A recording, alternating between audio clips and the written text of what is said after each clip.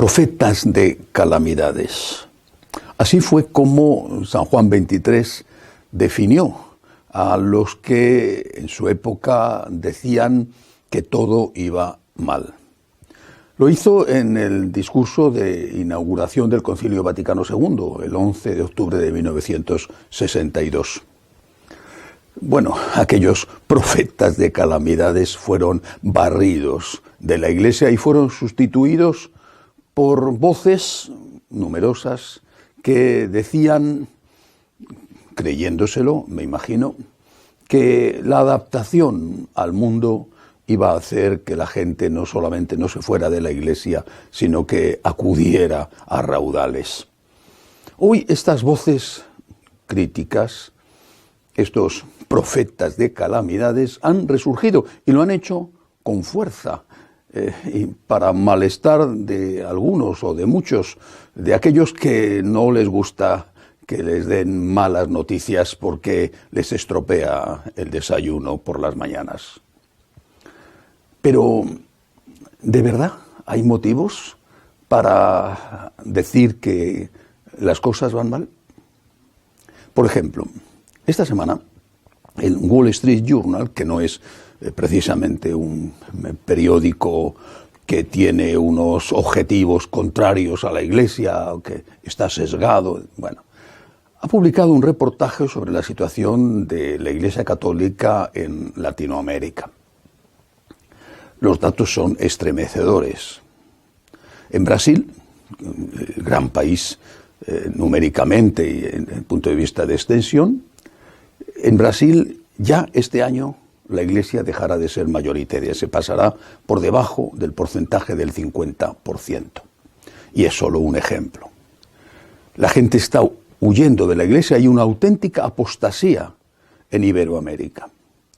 Esta apostasía va en dos direcciones. Unos van a la increencia y otros se van a las sectas.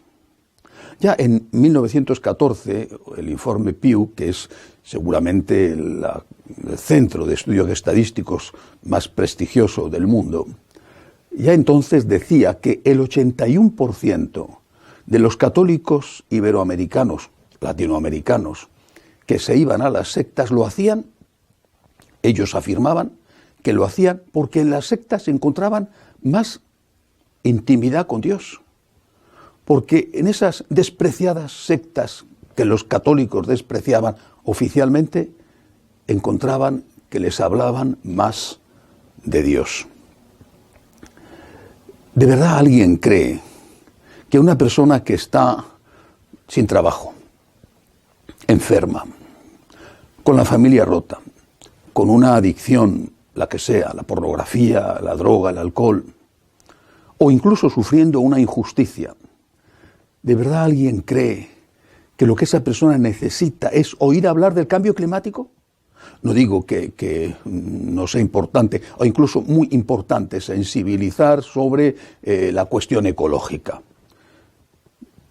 Pero esa persona que está sufriendo, lo que necesita es oír hablar de Dios. Y si en la Iglesia les habla del cambio climático, que está bien, hay que concientizar de lo que puede ocurrir, pues al final esa persona se va a la secta donde lo que hacen es hablarles de Dios de aquella manera, pero les hablan de Dios. Hay motivos para ser hoy profetas de calamidades. Pero tan erróneo es pensar que todo va mal, aunque haya motivos para decir que hay cosas que van mal, como pensar que todo va bien. Hay cosas que van mal y hay que decirlas. Pero también hay cosas que van bien. Por ejemplo, hay muchos sacerdotes que están trabajando hasta la extenuación, a veces incomprendidos e incluso ridiculizados por sus obispos, a veces, y que están haciendo eso por amor al Señor y para evangelizar a sus feligreses. Hay muchas religiosas y muchos religiosos que por amor a Cristo siguen educando a los niños, dando de comer a los pobres, cuidando a los ancianos. Hay muchísimos misioneros que se siguen jugando la vida, no solamente por persecuciones, sino por enfermedades, para llevar la palabra de Dios a los últimos rincones. Hay muchas familias que se preocupan honestamente y con esfuerzo por transmitir la fe a sus hijos, a pesar de todas las dificultades que encuentran incluso a veces dentro de la iglesia. E incluso considero algo positivo, muy positivo, que haya una resistencia contra las cosas que van mal en la iglesia, porque es señal de vitalidad. El día que no exista esa resistencia, significará que ya es un cadáver la iglesia, porque ya es como un enfermo muy grave que se ha rendido ante la enfermedad y que ya no lucha. En el antiguo Israel había profetas de calamidades. Los grandes profetas que hoy leemos y veneramos porque aquello que escribieron es palabra de Dios. Esos grandes profetas denunciaron que si se alejaban de Dios iban a ocurrir grandes desgracias sobre el pueblo. Sufrieron persecución, incluso algunos sufrieron la muerte.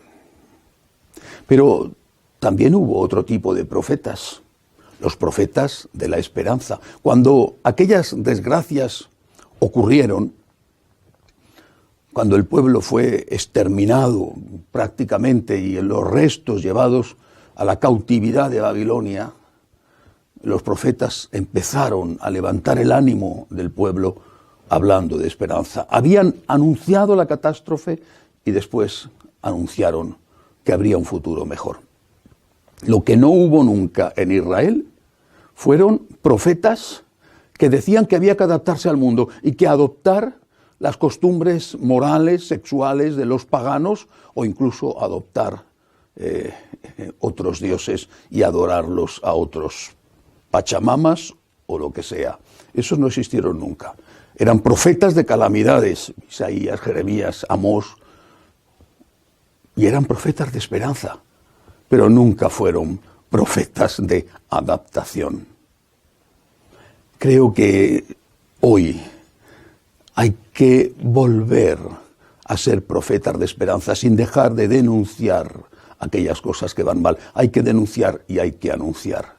Hay que anunciar que Dios existe, que Dios te ama infinitamente, que hay vida eterna.